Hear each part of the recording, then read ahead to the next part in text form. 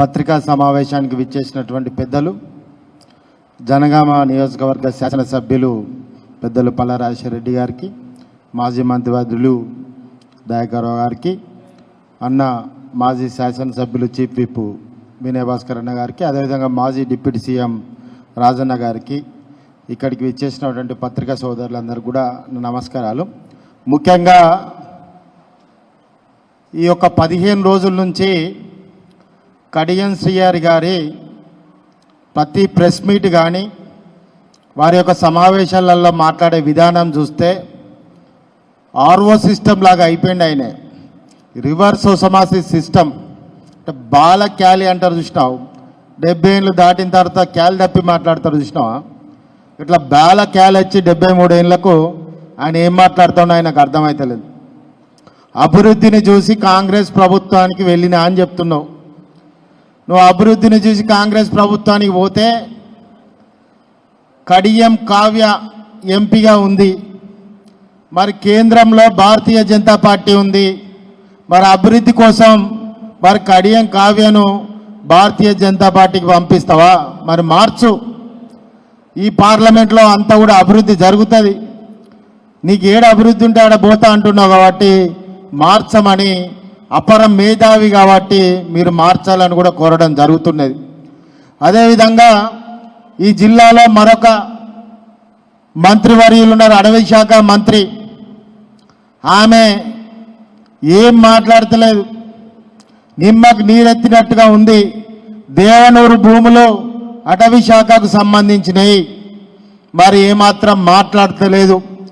కొండా సురేఖ కడియం శ్రీహరి ఒకటే ఇలా మరి ఈరోజు ఎందుకు మరి అడవి భూములను అన్యాక్రాంతం అవుతుంటే మీ పార్టీ శాసనసభ్యుడు బినామీ పేర్ల మీద దోచుకుంటుంటే ఎందుకు మాట్లాడతలేవు? అదేవిధంగా ఇప్పటివరకు హెచ్యుసి భూముల విషయంలో కూడా అటవీ భూములను ఒక్క మాట కూడా నువ్వు మాట్లాడలేదు. మరి అటవీ శాఖ మంత్రిగా ఉండి ఏం మాట్లాడకుండా నువ్వు జిల్లాకి ఏం సహకారం చేస్తున్నావు అన్నది కూడా అడుగుతున్నాం. అదే కాకుండా ఒక ఆయన పెద్ద మనిషి ఇవాళనే మాట్లాడుతున్నాడు, కేటీఆర్ గారు చిన్న వయసులోనే పెద్ద పెద్ద అబద్ధాలు మాట్లాడుతున్నాడు అని చెప్పి.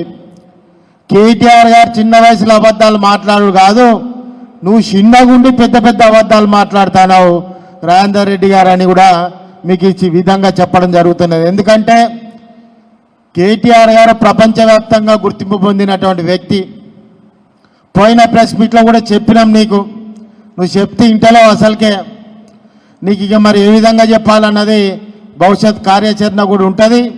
నువ్వు ఇబ్బంది పాలవుతావని నేను పోయిన సమావేశంలో కూడా చెప్పిన. నేను వాస్తవానికి నీ స్థాయికి మించి మాట్లాడుతున్నావు.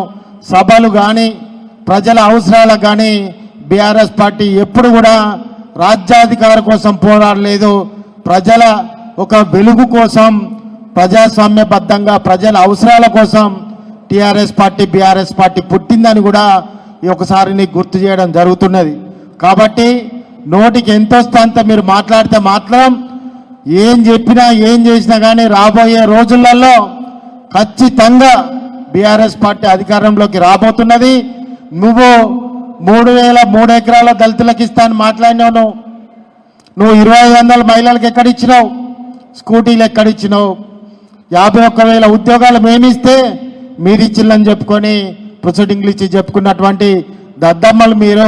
కాబట్టి ఏ పని చేత కాదు, మీ ముఖ్యమంత్రి స్వయంగా అంటున్నాడు, మమ్మల్ని చూసి ఎవడు అప్పిస్తలేడు, మా ముఖాలు చూసి ఎవడు అప్పిస్తలేడు అని. ముఖ్యమంత్రి అప్పిస్తలేడు అంటున్నావు, నువ్వేమో గొప్ప గొప్ప మాటలు మాట్లాడుతున్నావు.